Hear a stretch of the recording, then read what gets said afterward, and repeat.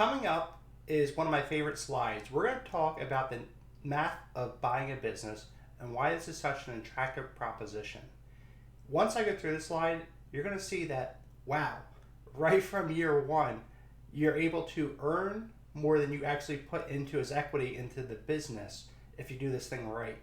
And that's where, you're like, is this legal? Can someone actually do this? Can I get away with this thing? Well, yes, that's why buying a business is attractive. That's not to say that it doesn't come with a risk that we're going to talk about, and you should certainly be aware of. But if you do this thing right and you find the right business, it can be really attractive. Okay, so what does it look like? Let's talk about that.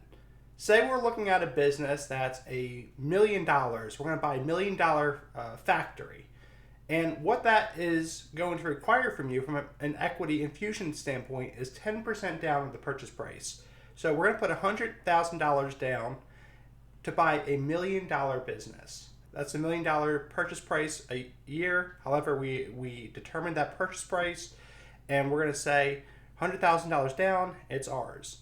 And the loan to pay the rest is going to be, it's going to be a $900,000 loan at 10% annually. So let's just say, for easy math, $110,000 annually. And let's say the business had a profit margin of 30% or $300,000. So what we're going to do then is calculate what that interest is going to be, reduce it from the profit margin that the business is already producing, and we're going to subtract them. So right over here, we're going to say the profit margin in year one then, instead of being $300 for the previous owner, because we have debt service now, we're going to subtract $110,000. So we're going to make a profit of $190,000. So we put $100,000 in, and we're making a profit of $190,000 in year one. That is what the math actually looks like.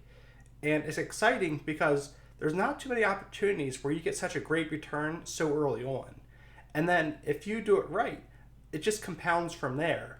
You're able to use that leverage of debt and ownership to increase your profitability in the years to come.